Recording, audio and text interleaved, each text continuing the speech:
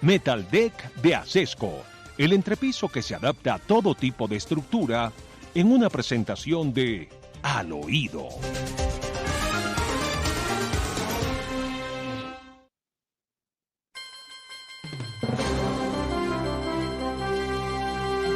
Bueno, queridos amigos, les queremos contar al oído que el gobierno no tiene la menor idea de qué es lo que va a pasar con los pasaportes después de este día de octubre en el que vence el contrato con Thomas Gregg & Sons. No tienen ni idea.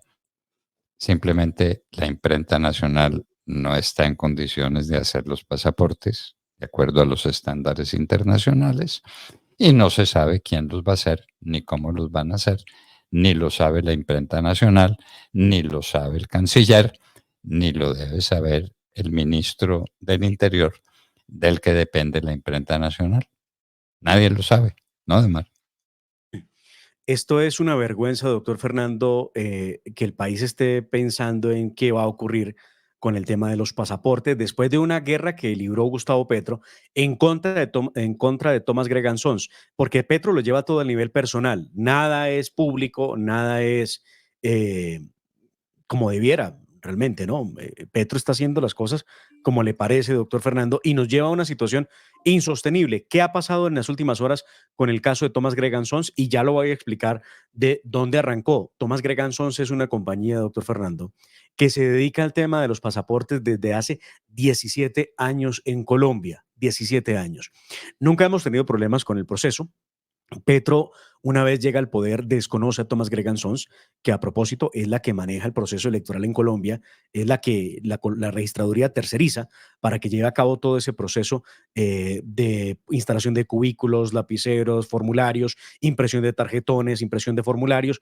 Todo eso lo hace Thomas Gregg & Sons, inclusive el transporte de los votos después de terminada la jornada electoral. Pero a Petro no le gusta ya Thomas Gregg & Sons, entonces empieza a atacarla e impide que Thomas Gregg se vuelva a ganar un contrato en la Cancillería para hacer los pasaportes. Deja a Colombia sin pasaportes en medio de este escándalo. Recuerde usted, Álvaro Leiva es el que está en la Cancillería y le hace caso el presidente Gustavo Petro. Tiene un problema con Marta Lucía Zamora, la recuerdo, que era la jefe de la Dirección Jurídica del Estado, a quien le advierte que sacar a patadas a Thomas Gregg cuando había ganado el concurso de licitación era algo ilegal y que no se debía permitir. Álvaro Leiva, por hacerle caso al presidente de la República, dijo, no, pues hay que hacer lo que dice el presidente, sacamos a Thomas Gregg. Eso le valió un proceso ante la Procuraduría que lo suspendió del cargo como canciller de la República, para que hagamos memoria. Posterior a eso, Thomas Gregg & Sons decide que demandará al Estado colombiano por precisamente haberlo sacado de un proceso que en Francalit había ganado, doctor Fernando, en una licitación. Esa demanda la tendremos que pagar todos los colombianos y era la que Marta Lucía Zamora decía había que evitar porque se podía, en derecho, ganaba Thomas Gregg la licitación, dígase lo que se diga, había que evitar ese proceso que ya no recuerdo si eran como 300.000 millones de pesos, me excusan la ligereza del dato, no lo tengo ahora mismo en la cabeza, pero era como 300.000 millones de pesos que nos costaba la demanda, o nos cuesta la demanda además, que hay contra la Cancillería por parte de Thomas Gregg & Sons. Después de eso nos quedamos sin pasaportes prácticamente y la alarma era terrible, doctor Fernando. No había quien hiciera pasaportes. ¿Qué hizo entonces entre el tránsito de Álvaro Leiva y la llegada de Murillo? Se decidió hacer una prórroga con Thomas Gregg & Sons para que durante un año manejara el tema de los pasaportes porque nos íbamos a quedar sin ellos. ¿Cuándo vence ese año? El 2 de octubre de este año se acaba esa prórroga. ¿Qué va a pasar después? Y aquí es donde entramos al momento. Viviana León, que es la gerente de la imprenta nacional, la han preguntado los periodistas, en este caso Néstor Morales, señora, díganos si estaba preparada o no la imprenta para hacer los pasaportes. Y escuchen usted el nivel de esta discusión entre Néstor Morales y la señora León, la gerente de la imprenta nacional. Estamos a 47 días. A partir del 2 de octubre, la imprenta nacional debería asumir lo que no va a hacer Thomas Gregg & Sons, ¿cierto? No. ¿No? No, la imprenta nacional inicia a partir de la tercera fase, como lo he dicho, y eso es lo que nosotros estamos haciendo, preparándonos para ¿Quién asume la elaboración de pasaportes desde el 2 de octubre, entonces? Mira, Néstor, esa es una respuesta que se la puede dar el ministro Luis Gilberto. O sea, hoy no hay nadie. A mí se me vence el pasaporte en noviembre. Hoy el gobierno no sabe quién va a ser el pasaporte en noviembre. No estoy diciendo eso, Luis. Lo estoy diciendo yo. Feliz. Exacto. Cuénteme quién lo va a hacer si yo estoy equivocado. Por supuesto, Néstor, lo está diciendo bajo. Sí, estás totalmente equivocado. ¿Quién los va a hacer? Pero entonces? Lo que pasa es Sáqueme del error, por favor. Es una respuesta. No, es que yo no le puedo dar esa respuesta. Porque no hay ninguna respuesta. Señor canciller. No, esa respuesta se la da el canciller. Se la da el señor canciller Luis Gilberto Murillo, no la gerente de la imprenta nacional. ¿Usted tiene idea si hay una empresa ya contratada para hacer los pasaportes desde octubre? Insisto que esa respuesta se le debe dar es el canciller, no yo. ¿Cómo le parece, pues? ¿Cómo le parece? Y esta es la imprenta nacional que se supone es la que va a hacer los pasaportes.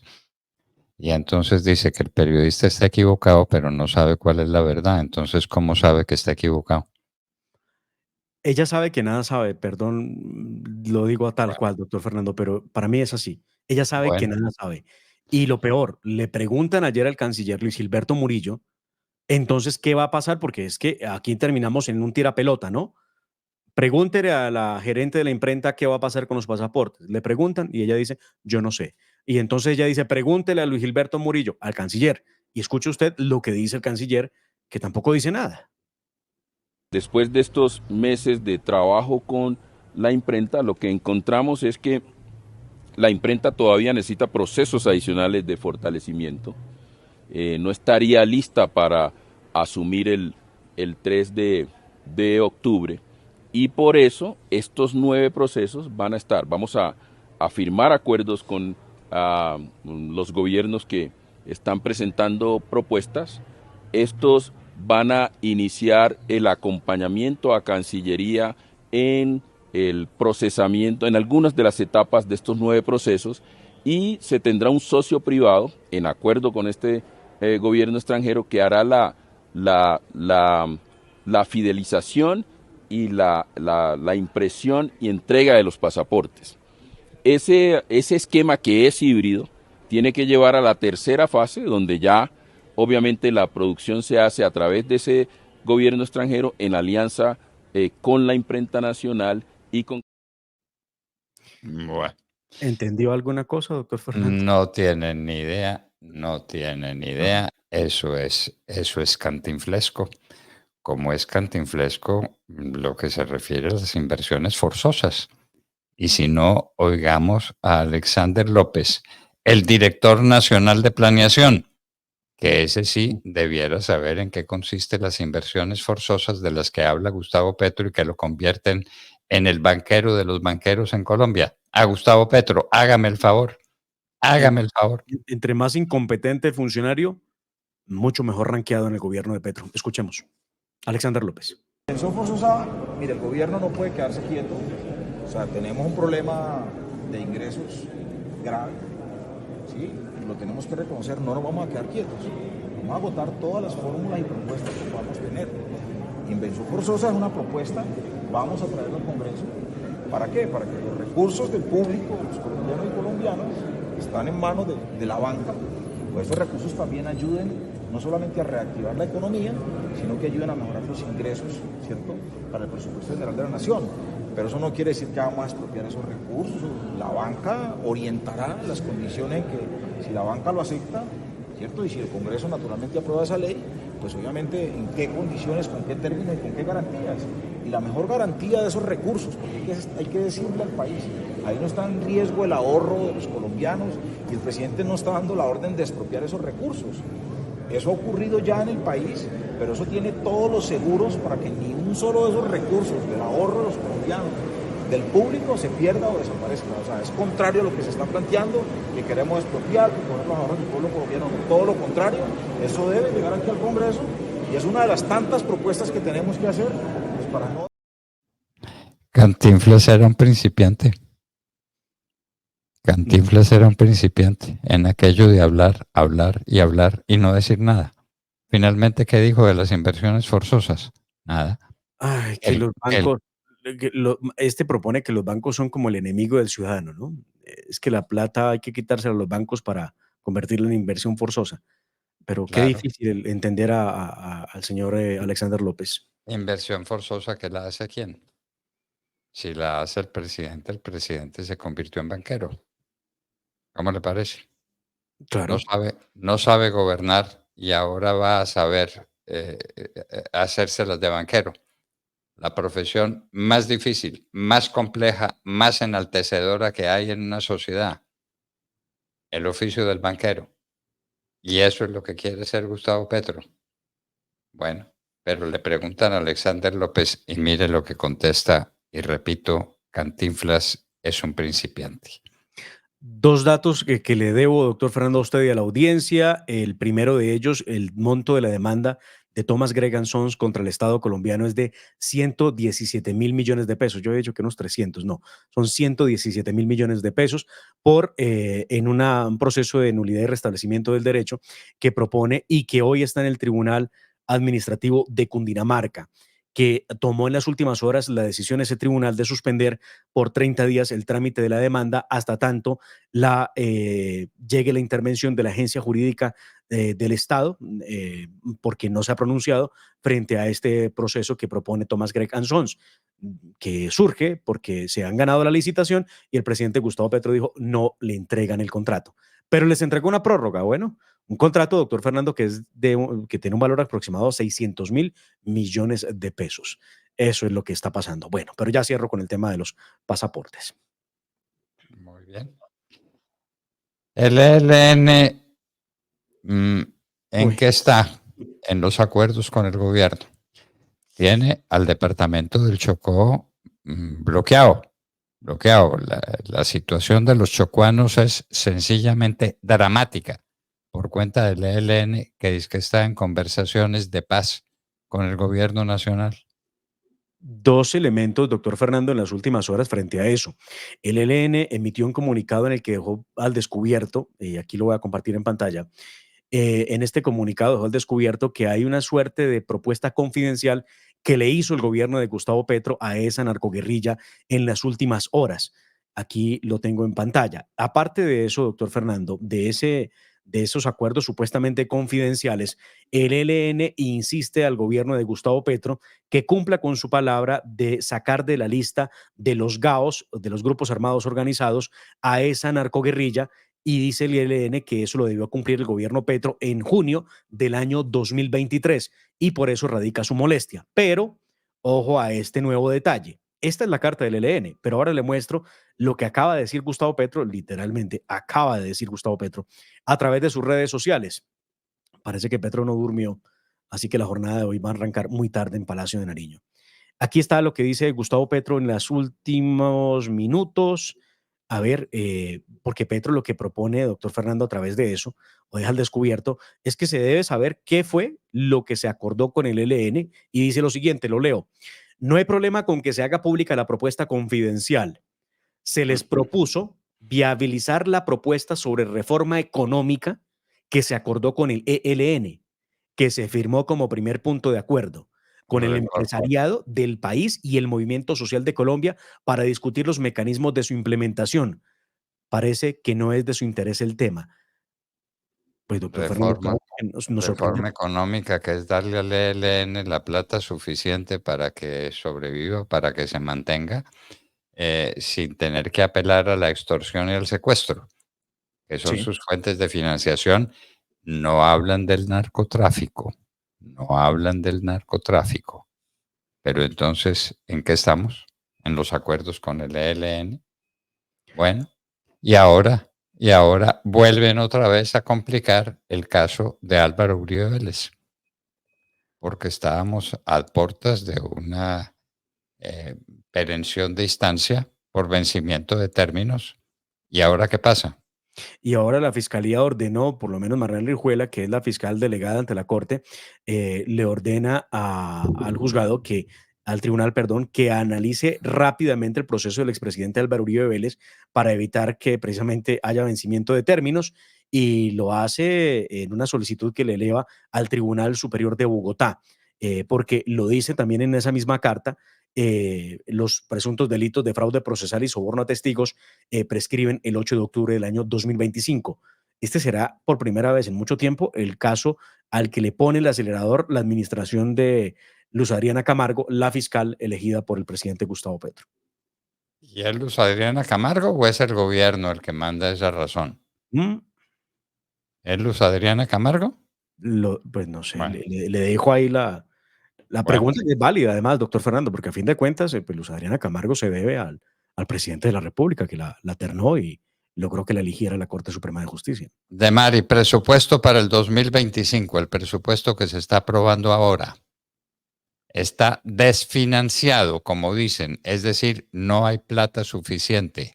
Faltan decenas de miles de millones de pesos para completar el presupuesto. Se lo van a devolver al presidente, pero la bancada del presidente no deja. No lo permite, doctor Fernando. Ayer, como lo anunciaba el doctor Oscar Darío Pérez en la entrevista que usted le hizo aquí en La Hora de la Verdad, se presentaron en las comisiones conjuntas para analizar en debate el presupuesto general que plantea el gobierno de Gustavo Petro por más de 500 billones de pesos, 523 billones de pesos. ¿Qué dijo Leonardo Villar, el director del Banco de la República, sobre el presupuesto? Yo creo que es absolutamente claro lo que expresa respecto a los reparos de. La pregunta es, ¿de dónde van a sacar tanta plata para poder sostener ese presupuesto? Veámoslo.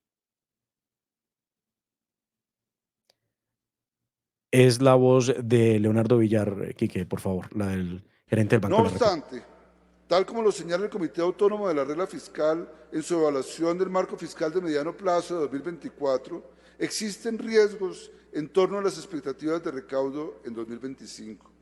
Entre ellos se destaca la incertidumbre sobre los recursos adicionales esperados por la gestión de la DIAN, la cual de no concretarse podría resultar en un recaudo inferior en 0.4% del PIB en 2025. Cabe destacar que el nuevo plan financiero que acompaña el presupuesto general de la Nación para el año 2025 eleva la estimación de los recursos recaudados por gestión a 1.6% del PIB, 29 billones de pesos, sin contar los recursos esperados por la aprobación del proyecto de ley de financiamiento que el Gobierno está preparando. Adicionalmente, desviaciones en los supuestos macroeconómicos. Bueno, total, ese presupuesto que se está aprobando ahora para el año 2025 tiene unos vacíos gigantescos, enormes. ¿Será que decirlo es pánico económico? ¿O que el pánico económico lo está creando el gobierno al presentar un presupuesto desfinanciado? ¿No? Claro. 523 billones de pesos, doctor Fernando, de donde pretenden sacar 12 billones de la reforma tributaria que nadie sabe en qué va a consistir y a quién va a atacar. Lo que nos han comentado en los pasillos del Congreso de la República es que el presidente Gustavo Petro y sus ministros van detrás de lo que queda del sector petrolero y de hidrocarburos en el país, lo que es una pésima noticia, que a propósito le tengo noticia frente a eso.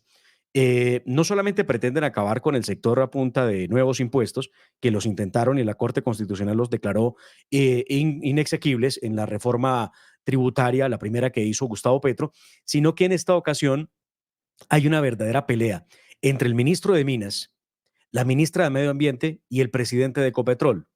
Y esa pelea se centra en la pregunta que han hecho los periodistas: díganos la verdad, ¿va a haber o no va a haber gas dentro de un año en Colombia? Y la respuesta que dio el ministro de Minas es: no se puede traer gas desde Venezuela, el gasoducto tiene por lo menos 2 kilómetros afectados que no se han podido reparar, y hasta ahora se habla de empezar esas labores para algún día tenerlo restablecido. Eso dijo el ministro. Ricardo Roa dice: sí, se va a traer gas desde Venezuela. La ministra dice: no se puede traer gas porque entonces ¿a qué jugamos si estamos luchando contra el cambio climático? Estos tipos no se ponen de acuerdo. El uno dice una cosa, el otro dice la otra, pero lo cierto es que sí, Ricardo Roa, que parece estar más enterado que el ministro de Minas y que la ministra de Ambiente, dice: sí, vamos a traer gas desde Texas en los Estados Unidos y esperamos que la factura no le suba mucho a los ciudadanos. Desde Texas. Muy bien, muy bien. Ay, Dios mío, ay, Dios mío. Pero tranquilo que Francia Márquez nos saca de cualquier duda frente a la postura que tiene el gobierno Petro en lo que ocurrió en Venezuela. Ella sí que nos saca de cualquier duda. Señora vicepresidenta, su voz sin duda es muy importante en Colombia, pero también es muy importante en el extranjero. Usted ha sido pues una figura, un referente de la comunidad internacional y por eso no puedo dejar de preguntarle por el tema de Venezuela. Después de muchos ires y venires, finalmente hubo unas elecciones en ese país y según muchos de los observadores, según algunos gobiernos extranjeros, pues el ganador de esa elección fue el señor Edmundo González Urrutia y el régimen de Nicolás Maduro se robó las elecciones. Vicepresidenta, para usted, ¿quién ganó en Venezuela? ¿Qué tiene que pasar en Venezuela? Bueno, Juan Pablo, yo no me puedo meter en esa discusión, yo no sé quién ganó porque primero no estoy en ese país. Respeto la decisión de los pueblos, yo creo que Venezuela internamente tiene que hacer una discusión y llegar a un acuerdo entre las partes, sobre todo priorizando el bienestar de los venezolanos y venezolanas. Colombia tiene una larga... Hágame el favor. Bueno. Muy bien. Y ahora quieren levantar las órdenes de captura de Iván Márquez. Sí, señor. ¿Lo van a nombrar gestor de paz? ¿Como a Mancuso o qué? Claro. Iván Márquez es gestor de paz. Claro, sí, señor. Gestor de paz. De eso se trata. Los gestores de paz son Iván Márquez y Mancuso. Buena la paz en Colombia. Con ese par de personajes de gestores de paz. Hágame el favor. Oti Patiño no sabe dónde está ubicado definitivamente. Hágame. Habla del tema del ELN, habla de las FARC, están muy molestos porque también hubo promesas de quitarle las órdenes de captura, levantárselas a Iván Márquez, a tremendo terrorista, y obviamente les están exigiendo que cumplan. Pero no han podido porque, pues, a pesar de que el presidente Petro se sienta totalitario a la hora de tomar decisiones, pues hay unas ramas del poder público, doctor Fernando, por lo menos la rama de la justicia todavía le pone en su sitio cada vez que se le ocurre cualquier disparate. Muy bien, queridos amigos.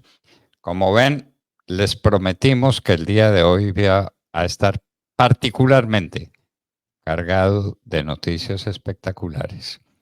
Tal vez la más preocupante de todas, la amenaza que Gustavo Petro le ha hecho a la periodista Vicky Dávila. De aquí en adelante serán los periodistas, cuando digan la verdad o cuando digan lo que les parezca que deben opinar, los que cometan el delito de pánico económico que crea el gobierno nacional, porque Vicky Dávila se ha referido a lo que se ha podido saber del gobierno nacional, como se ha podido saber con las declaraciones de Alexander López, Cantinflas, quien dijo que sí, pero que no, pero que tal vez, pero que quién sabe.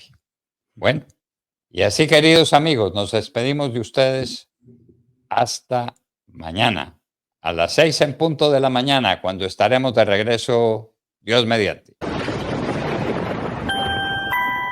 La familia Ramírez duerme tranquila porque su techo está bien hecho. Bien hecho como las cubiertas Acesco. Por su doble capa protectora, son ultra resistentes a la corrosión y al paso del tiempo. Para que tu techo quede bien hecho, exige calidad Acesco. www.lahoradelaverdad.com.co. Escúchenos desde cualquier parte del mundo a través de nuestra página de internet. Opinión, deportes, cultura y entrevistas. Visítenos y participe. www.lahoradelaverdad.com.co.